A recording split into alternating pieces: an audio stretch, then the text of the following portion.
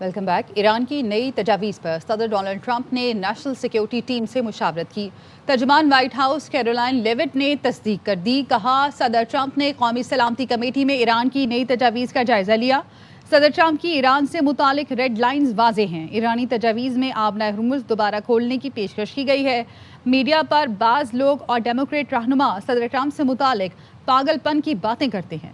ये बातें बरसों से की जा रही हैं। ज़हनी तौर पर डिस्टर्ब कुछ लोग इन बातों पर यकीन करके इंतहाई कदम उठा लेते हैं। The President has met with his national security team this morning. The proposal was being discussed. I don't want to get ahead of the President or his national security team.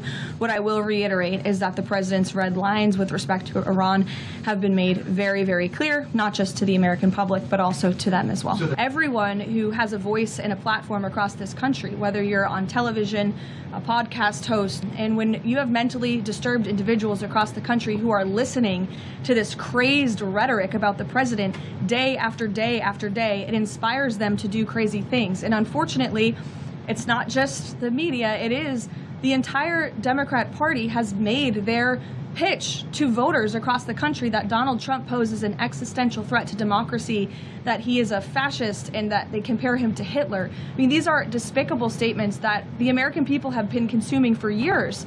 And so many mentally perturbed individuals are led to believe these words are truth and then are inspired to act on it. Iran ने आबनाए Hormuz खोलने के लिए जंग ख़त्म करने की पेशकश की है। तेहरान नाकाबंदी ख़त्म होने से पहले जौहरी मुज़ाकरात से भी इनकारी है। अमरीकी मीडिया का कहना है ईरान ने पाकिस्तान के तवस्सुत से नई तजावीज़ अमरीका तक पहुँचाई।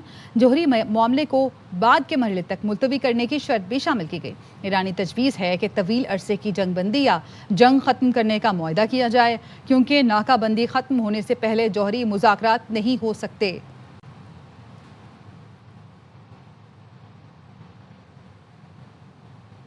ईरान की जानिब से आबनाए हुर्मुज़ पर फ़ीस आयद करने की कोशिश बर्दाश्त नहीं कर सकते। अमरीकी वज़ीर ख़ारजा मार्को रूबियो की फॉक्स न्यूज़ से गुफ्तगू। कहा, बैनुल-अक़वामी बहरी गुज़रगाहों को यरग़माल बनाने की कोशिश बर्दाश्त नहीं करेंगे। आबनाए हुर्मुज़ खुला होने का ईरानी दावा हकीकत पर मबनी नहीं। ईरान से इजाज़त लेना या इसे अदायगी करना आबनाए हुर्मुज़ का खुला होना नहीं है। ईरान की मर्ज़ी और अदायगी के एवज़ बहरी रास्ता इस्तेमाल करना मामूल नहीं हो सकता। रूबियो ने कहा कि ईरान ये फैसला नहीं कर सकता कि बैनुल-अक़वामी गुज़रगाह कौन इस्तेमाल करेगा और कौन नहीं। In the Straits is, yes, the Straits are opened as long as you coordinate with Iran, get our permission, or we'll blow you up, and you pay us. That's not opening the Straits. Those are international waterways. They cannot normalize, nor can we tolerate them trying to normalize a system in which the Iranians decide who gets to use an international waterway and how much you have to pay them to use it.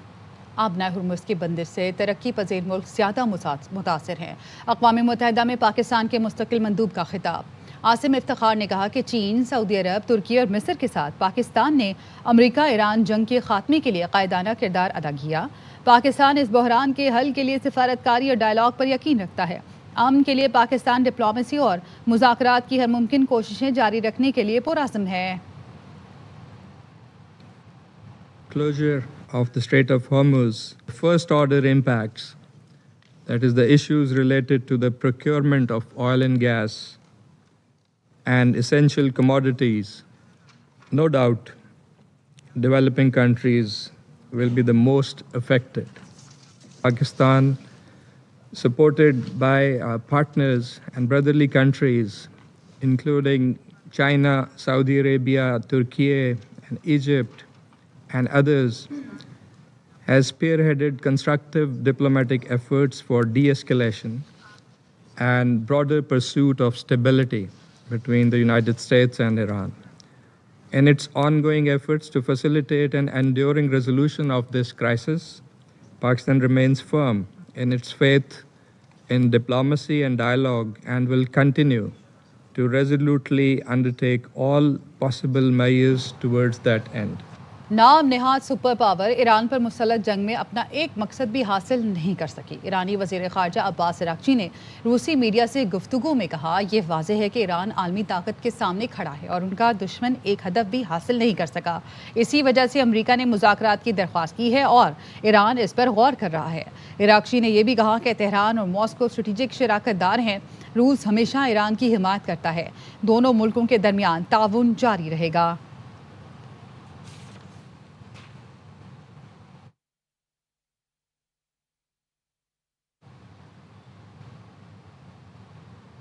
روسی صدر Vladimir Putin سے ایرانی وزیر خارجہ عباس عراقچی نے Saint Petersburg میں ملاقات کی۔ ایرانی میڈیا کا کہنا ہے کہ ملاقات 1.5 گھنٹے سے بھی زیادہ جاری رہی۔ صدر پوٹن نے اہم ملاقات میں انکشاف کیا کہ گزشتہ ہفتے ایران کے سپریم لیڈر سید مجتبی خامنائی کا ذاتی پیغام ملا۔ ایرانی قوم بڑی بہادری سے لڑ رہی ہے، امید ہے ایران جلد اس مشکل وقت سے نکل کر امن کی طرف بڑھے گا۔ عباس عراقچی کو یقین دلایا کہ ایران اور خطے کے مفاد کے لیے ہر وہ ممکن مدد کریں گے جس سے جلد امن قائم ہو سکے۔ صدر پوٹن نے ایران کے ساتھ مضبوط تعلقات جاری رکھنے کا عزم دہرایا۔ سپریم لیڈر کے لیے نیک خواہشات کا اظہار بھی کیا۔ عباس عراقچی نے روس کی حمایت کا شکریہ ادا کرتے ہوئے کہا کہ ایران اور روس اسٹریٹجک پارٹنر ہیں۔ روس نے ہمیشہ ہماری اور ہم نے روس کی حمایت کی۔ ملاقات میں روسی وزیر خارجہ سرگئی لاروف، روسی انٹیلیجنس کے سربراہ اور صدر پوٹن کے معاملے خصوصی یوری اوشاکوف بھی موجود تھے۔ عراقچی کے ہمراہ نائب وزیر خارجہ کاظم غریب آبادی اور ایرانی سفیر کاظم جلالی موجود تھے۔ ایران کے نئے سپریم لیڈر کا پچھلے ہفتے پیغام ملا۔ میں چاہتا ہوں کہ آپ ان تک میرا شکریہ پہنچا دیں اور یہ یقین دلائیں کہ روس بھی ایران کی طرح یہ اہم تعلق جاری رکھنا چاہتا ہے۔ ایرانی عوام بڑی بہادری سے اپنی خود مختاری کی جنگ لڑ رہے ہیں۔ امید ہے وہ جلد اس آزمائش کی گھڑی سے نکلیں گے۔ ایران اور خطے کے تمام ملکوں کے مفاد کے لیے ہر وہ قدم اٹھائیں گے جس سے جلد امن قائم ہو۔ ایران ہمارے اصولی موقف سے اچھی طرح واقف ہے۔ از من خواسته شده که در این سفر یک بار دیگه اعلام بکنم که روس اور ایران کے تعلقات بہت مضبوط ہیں، ہم اسی طرح مل کر آگے بڑھیں گے۔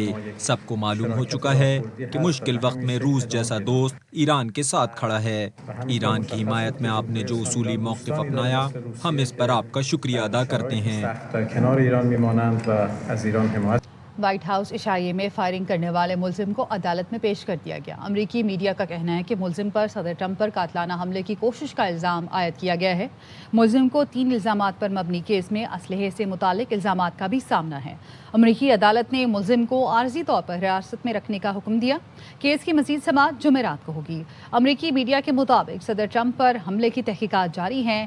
حملہ آور کول تھامس ایلن ممکنہ طور پر امریکی صدر اور ان کی انتظامیہ کے اعلیٰ عہدیداروں کو نشانہ بنانا چاہتا تھا۔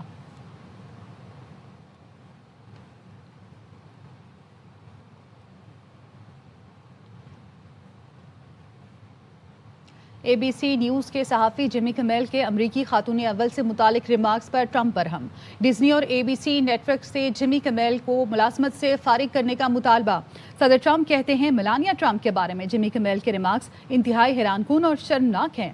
جمی کمیل نے اپنے شو میں میلانیا کو متوقع بیوہ ظاہر کیا اور اس کے بعد فائرنگ کا واقعہ پیش آیا۔ جمی کمیل کے ریمارکس پر عوام میں شدید غم و غصہ پایا جاتا ہے۔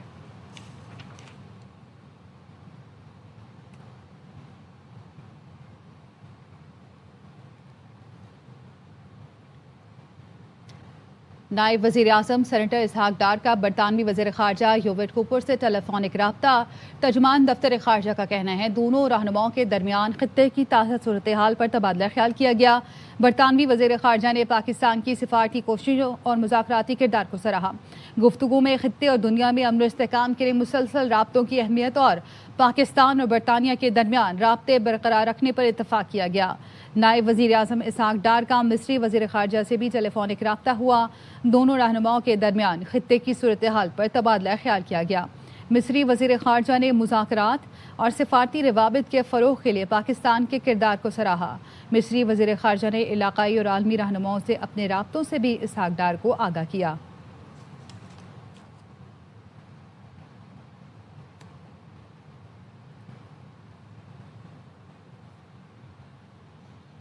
ایرانی قیادت امریکہ کی تسلیل کر رہی ہے۔ جرمن چانسلر فریڈرک میئرز نے کہا ایرانی بہت مہارت سے مذاکرات کر رہے ہیں، وہ ہماری سوچ سے کہیں زیادہ مضبوط ثابت ہوئے۔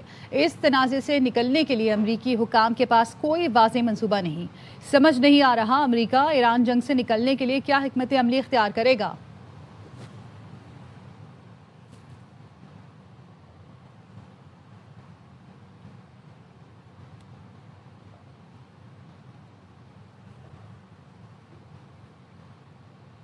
افغان پروپیگنڈے کو بھارتی پروپیگنڈا مشینری کی مکمل پشت پناہی حاصل ہے۔ وزارت اطلاعات و نشریات نے افغان میڈیا کا یونیورسٹی پر حملے کا دعویٰ یکسر مسترد کر دیا۔ اپنے بیان میں کہا، افغان میڈیا اور حکام کی جانب سے کنڑ میں نام نہاد حملوں کا مسلسل پروپیگنڈا جاری ہے۔ طلوع نیوز کا دعویٰ سامنے آیا، پاکستانی فوج نے پیر کو کنڑ میں حملے کیے۔ افغان طالبان انتظامیہ کے پاس شہریوں کو دینے کے لیے سروس، ویلفیئر اور گورننس نہیں۔ طالبان حکومت ناکامیاں چھپانے کے لیے غلط معلومات اور نفرت کا سہارا لے رہی ہے۔ افغان انتظامیہ نے بھارتی آقاؤں سے صرف جھوٹ اور فالس فلیگ آپریشن سیکھے ہیں۔ پاکستان پر لگائے جانے والے الزامات مضحکہ خیز اور بے بنیاد ہیں۔ آپریشن غضب للحق کے تحت جہاں بھی دہشت گردوں پر حملہ ہوگا، اس کا واضح اعلان ہوگا۔ افغانستان میں دہشت گردوں کے ٹھکانوں کو نشانہ بنانے کی پاکستان مکمل ملکیت لے گا۔ دہشت گردوں کے انفراسٹرکچر کو نشانہ بنانے کے تمام شواہد فراہم کیے جائیں گے۔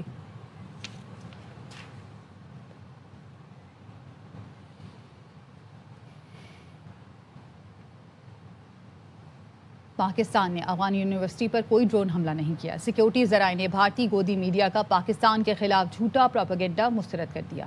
سیکیورٹی ذرائع کا کہنا ہے، بھارتی گودی میڈیا ریپبلک ٹی وی کی جانب سے پروپیگنڈا بے بنیاد ہے۔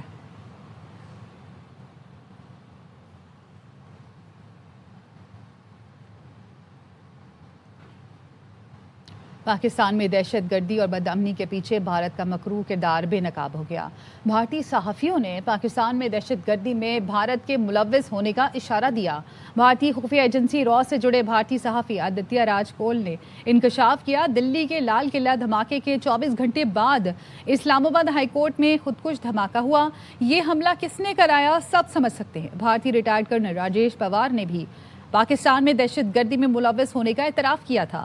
کرنل ریٹائرڈ راجیش پوار کے مطابق پاکستان میں دہشت گردی کے لیے افغان سرزمین استعمال کر رہے ہیں۔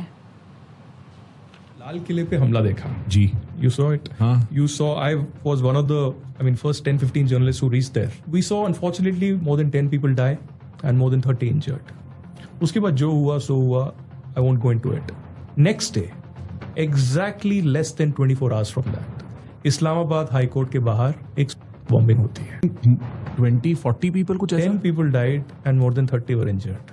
ہاں تو I don't want to say anything beyond this. BLA اور TTP ان دونوں کو جو شرن دے رہا ہے، جو ایک ریفیوز دے رہا ہے، ٹیریٹوریل بیسس پرووائڈ کر رہا ہے، وہ ہے افغانستان۔ ان کو زمین افغانستان دے رہا ہے، اپنے ملک سے ان کو آپریٹ کرنے کی اجازت دے رہا ہے، ان کو ایڈمنسٹریٹو سپورٹ دے رہا ہے، پیسہ ہندوستان دے رہا ہے، اور ٹیکنالوجی، انٹیلیجنس وہ اسرائیل دے رہا ہے اس وقت۔